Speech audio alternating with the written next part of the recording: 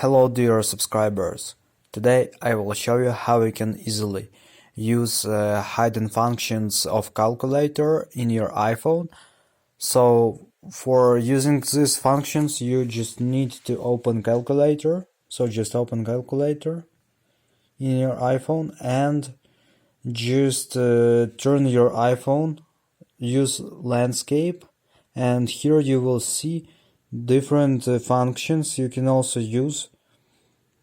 So different secret functions you don't know.